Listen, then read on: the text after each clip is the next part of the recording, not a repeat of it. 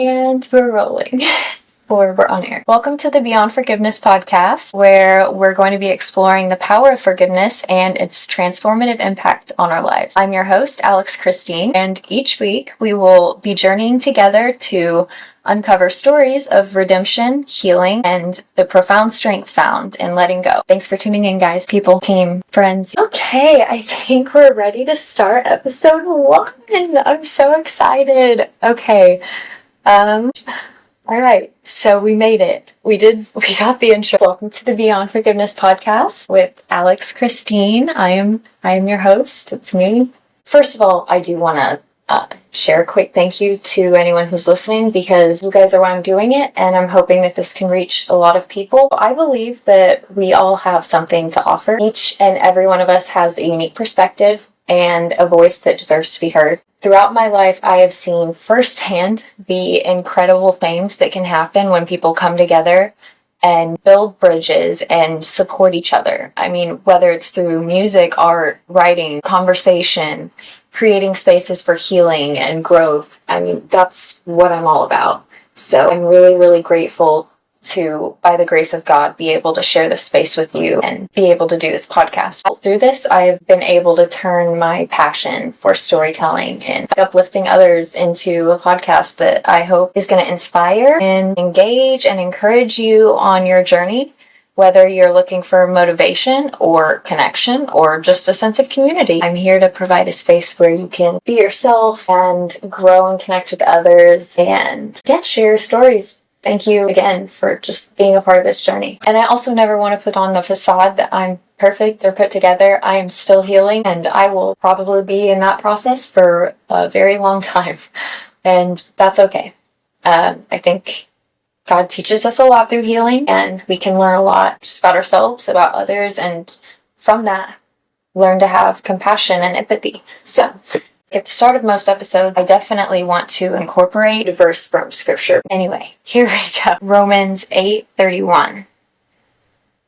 What shall we say about such wonderful things as these? If God is for us, who can ever be against us? Since he did not spare even his own son, but gave him up for us all, won't he also give us everything else? Who dares accuse us, whom God has chosen for his own? No one. For God himself has given us right standing with himself. Who then will condemn us? No one. For Jesus Christ died for us and was raised to life for us. And he is sitting in the place of honor at the right hand of God, pleading for us. Can anything ever separate us from Christ's love? Does it mean he no longer loves us if we have trouble or calamity, or are persecuted, or hungry, or destitute, or in danger, or threatened with death? For your sake, we are killed every day. We are being slaughtered like sheep. No, despite all these things, overwhelming victory is ours through Christ Jesus, who loved us. And I am convinced that nothing can ever separate us from God's love. Neither death nor life, neither angels nor demons, neither our fears for today nor our worries about tomorrow, not even the powers of hell can separate us from God's love. No power in the sky above or in the earth below, indeed nothing in all creation will ever be able to separate us from the love of God that is revealed in Jesus Christ our Lord. Whew. Also, that was Romans 31 through Romans 8:31 through 38. So, I'm going to pause for a moment and breathe and recollect and be back in just a couple seconds. Thanks, guys. Okay, y'all, I'm back. Don't look at my armpit hair. Okay. That's good. I am feeling much more refreshed now. All right. So what is forgiveness, first of all? I think that's probably the most important question. And why Beyond Forgiveness? Why would I choose that name? And I'm still learning, but it's basically what I'm trying to utilize this platform for is stories about how we heal and how we move after forgiving someone. And sometimes that forgiveness part is forgiving ourselves. But there are a couple questions surrounding it, so I want to go ahead and clear those up and let you know where I stand on those, which might not clear things up, but it will tell you where where I'm at. So one of the questions with forgiveness, or mantras, I guess, is forgive, don't forget. I would humbly like to say that I don't think that's how God does it biblically. So there's a biblical definition, I guess, of forgiveness, and then there is the world's view of it. I more so see it from a Christian perspective, I would say. But I also have a lot of past trauma that I think plays into it and can lead to a bit of misunderstanding and deception. So I have to always be on top of understanding where it's coming from. Does this align with God's word, or just kind of my past talking to me or something, But my parents were divorced by the time I was 5. They were separated before that. I'm going to try my best to keep it as general or vague as possible, because I have forgiven what was done to me, but growing up, my parents they made it feel normal, the divorce and having separate homes and stuff, until I got about into junior high, and then because I kept all my good clothes at my mom's because we were there a bit more, because of the visitation schedule. Yeah, so I'd have to bring a bag to school, and when it was my dad's night, and it had all my clothes, my makeup, my hair stuff, everything in it. And so that was just, when you're a teenager, it just was awkward and uncomfy for me, but it's so petty looking back. But yeah, they made it feel very normal. So yeah, but I would say that from a young age, you just look up to your parents. Maybe that was just, I looked up to my mom probably a lot more than my dad, I will admit. And now I understand a bit more. My dad and I have a better relationship now than we have ever had in my entire life. That is one facet of the reconciliation part, being reconciled to God and others, through forgiveness. I've been used to forgiving people who weren't sorry from a young age. So something would hurt me, but I've always kind of been the type to lean more towards, if I'm hurt, then that's on me for being hurt. It's why does that hurt me? I'm stupid for that hurting me, all the false things that we tell ourselves. But yeah, I would more be what did I do to make this person mad? I remember being a kid and being I'm ready to have kids. I just want it, but marriage came first. So my mom actually told me, it was sweet at the time, but when I was little, I, asked where babies come from, and instead of the birds and the bees conversation, she goes, well, whenever you meet someone and you both love each other and you get married, and God lets you get married or something, then God gives you a baby. So I was oh, okay, so you gotta be married first to have a kid. Cool. It's goals, haha.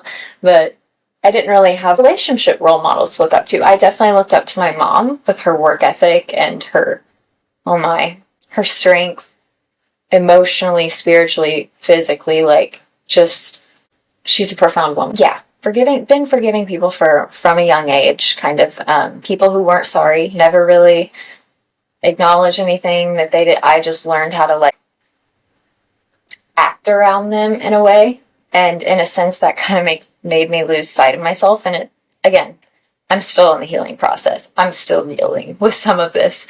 So yeah, after I graduated high school, I went straight to the university, still pretty close to home, but I had my own place and everything. And very thankful to God for my mom for that.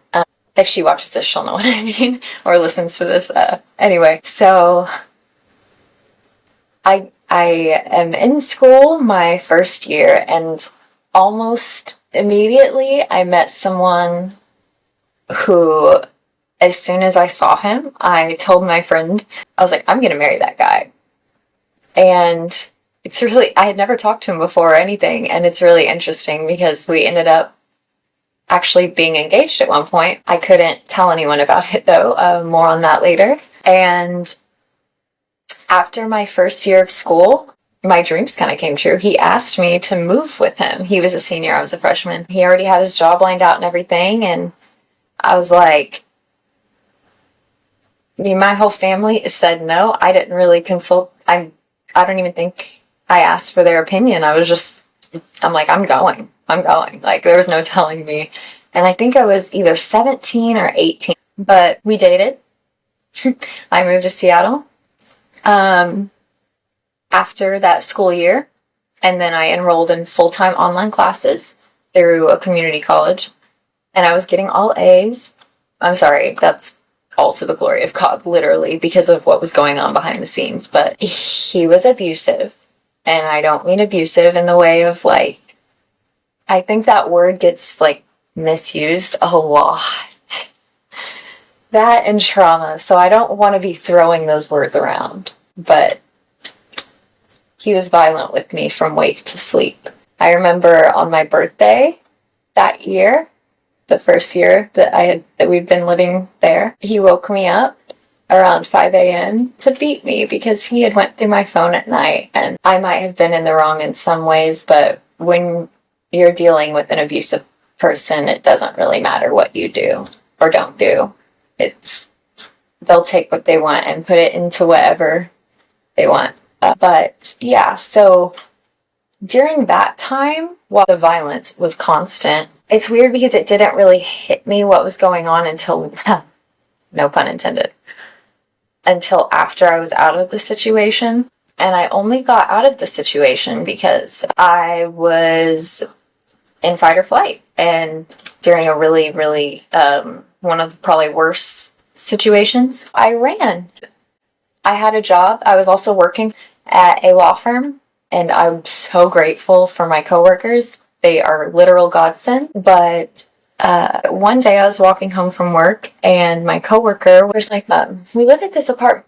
I live at that apartment too. Blah blah blah." Like, and it turns out he's like, "We live on the same floor." Like, it was such a small world, such a small world. And mind you, before that, I had already had and quit a job because he came to visit me while I was at work, and I had a breakdown. Because the constant violence and abuse, it just wears you down to nothing, and you have no self-confidence, and it's like, it's horrible. And it's unique to every single person. I truly do think that there are common grounds. There are ways that we can, like, relate to one another, but we are all definitely unique in these situations, and respond to them so differently. But for me, I saw his violence as also my fault, yes. But again, that was maybe partly true, but it's so much to explain if you don't just get it, you know? And that's kind of the audience I'm trying to reach right now, is people who actually get it, because you do love that person and you see their hurt and their struggles, and then you see yourself and you're like, dang, I have all these hurts and these struggles, and, you know, I respond to it in X, Y, and Z way, and this way and that way. And who's to say any of them are healthy, or, you know, like, or maybe some are healthier than others, whatever. But, like, we each cope how we cope. Like, we cope in different ways. We have different feelings. We have different thoughts going on the inside. It's very unique to each person. But I'm over here looking at myself like, dang, I have a lot of crap. Like, I thought I was good before this. I have a lot of unhealed trauma from my childhood. And now trauma from this too. Like, whoa. So there are just so many stories that I feel like we're going to be getting into. I don't know how I'm going to navigate each one. And I'm probably going to repeat myself. And if I do, I'm sorry. Please make note of it to me in the comments or something. Or on the forum or on the website. So, yeah. And also, yeah, on the forum, if you're subscribed, there's a Q&A section of the forum, so you can just post whatever you want there, and I can try to talk about it on the podcast if you're interested, or finding help in it. So yeah, I did not justify his abuse because of his hurt, because of his own pain. He lost his dad when he was in junior high. And that was about the same time I lost my mama, my dad's mom. My mama was probably one of my favorite people in the world when I was a kid. And up until the point she died, I would hold her hand and she always loved it when I sang to her. She is one of the reasons I still love music, because she would encourage me, and I needed that during that time. So yeah, Mama was awesome, but yeah, after she passed away, some things were happening with my dad, and I was just a mess. I was just a mess all the time. And my grades weren't good and everything like that. And looking back, it makes me, I don't want to say hate myself, but because it is what it is. But, you know, my dad was going through so much during that time. He had just lost his mom, and months later, my papa passed away. That's how it was with my mom's parents, my grandma and grandpa as well. But he had just lost them and then lost me.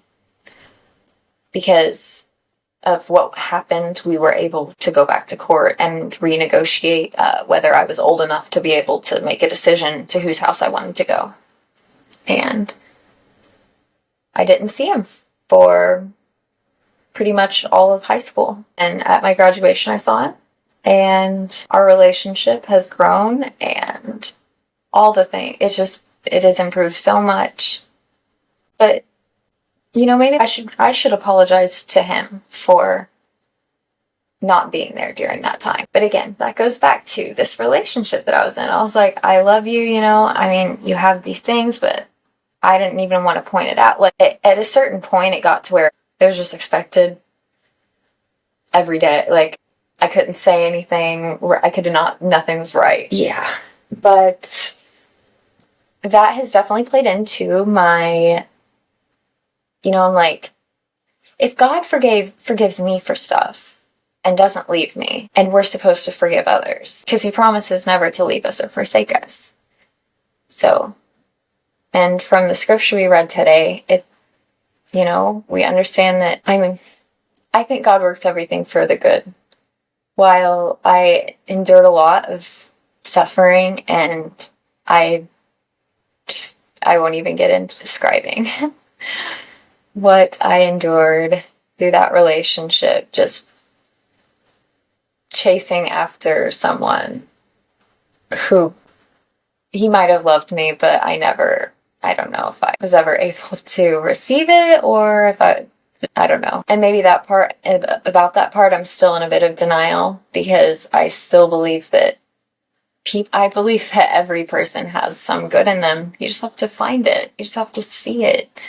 It's not, when you're looking for bad constantly, then you'll find a lot, because everyone has it. You should actually, like, well, not you, but if a person's doing that, it's like, I think looking at yourself can be even scarier, you know?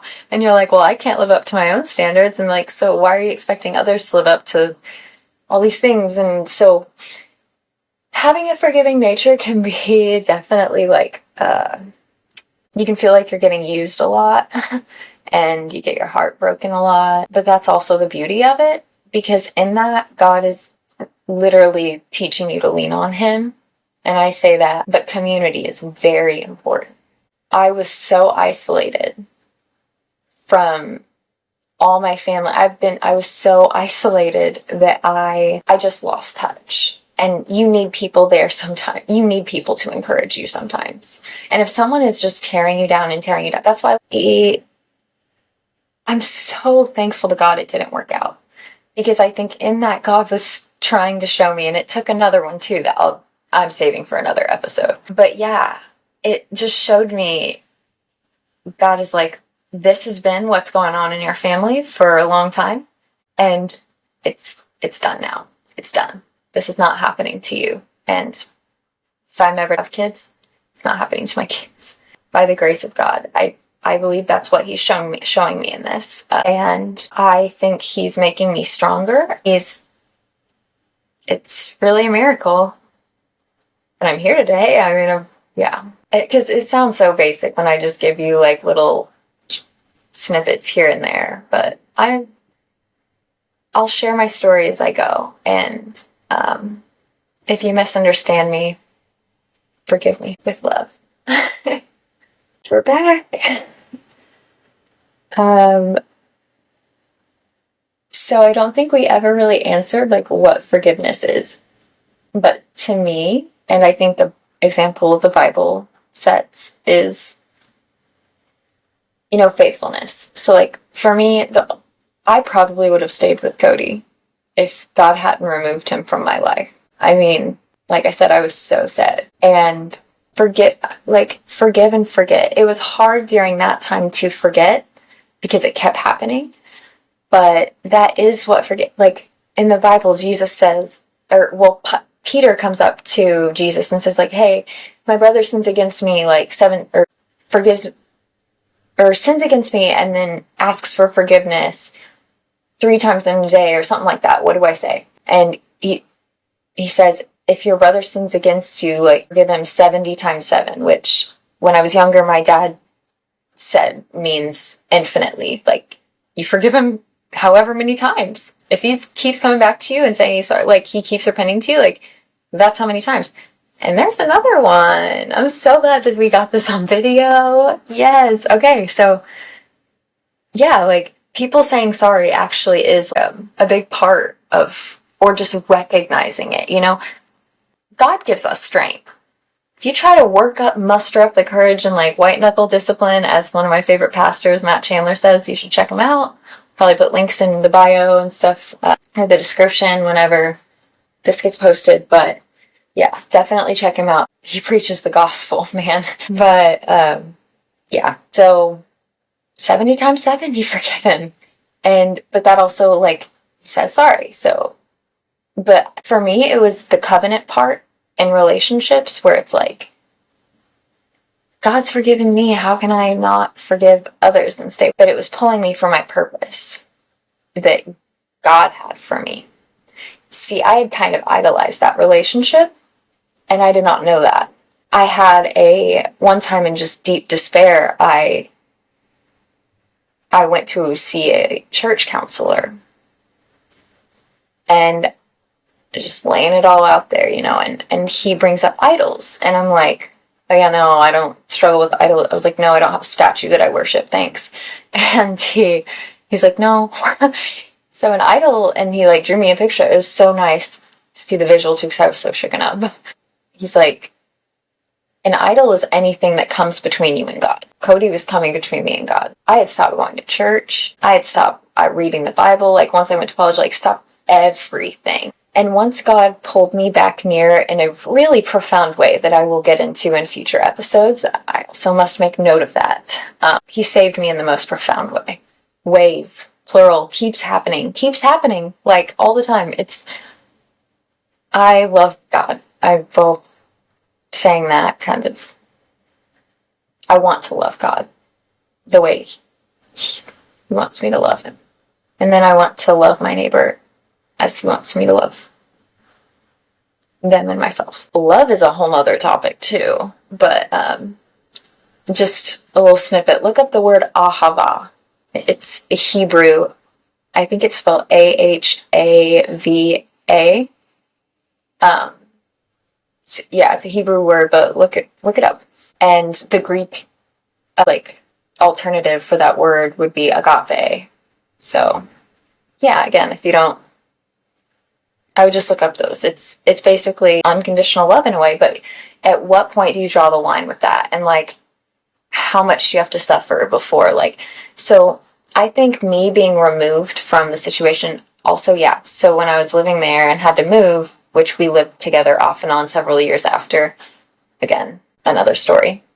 But my neighbors called the police, and in that state, it is a criminal matter rather than a civil matter. Therefore, they put a restraining order in place. Like, it wasn't between me and him. It was, nah. And so I didn't have anywhere else to live. Like, I didn't really know anybody there. So I just went home for a while and, yeah, had to withdraw from school and everything. I was not ready to leave him yet. That was for sure. But, yeah, I guess like in moving past that, it's been hard because I'm like, I've lost someone who was alive and then died. I've lost someone to death. And that's one thing when they're not here anymore. It's another when you lose someone and they're still here. It's like literally, like, I am dead to you at this point, you know? That's just so crazy that, I mean, I just appreciate life. I appreciate people. I love people. I don't want anyone ever to leave. I don't ever want to make anyone mad. And it sucks being so sensitive sometimes because I can get, I be too much for people. But that's how I am. That's how I don't know. And I'm not making an excuse about it, but I do have a really big heart. And, you know, if it doesn't come out in words, which I, you know, by the grace of God, know how to hold my tongue most of the time, but I'll just cry. I just get so sad about things and like wanting to have friendships or a relationship or something like that. And it's just a silly attitude, and I wish I could. I mean, God has already healed so much. I would not be doing this. I would not even be doing this probably 2 or 3 months ago, literally. So God has done so much in me in the last couple of years. But yeah, as far as like what forgiveness is, like, I think you can just see it on the cross. Jesus says, forgive them for what they do not know. He asks God to forgive the people who were crucifying him and plotted against him. So, forgive them for they do not know what they do. Sorry. I think that pretty much sums it up. But yeah, I think in the next episode, we should talk a bit more about the line between that and tolerance. So for now, forgive me for leaving you on that cliffhanger. With love.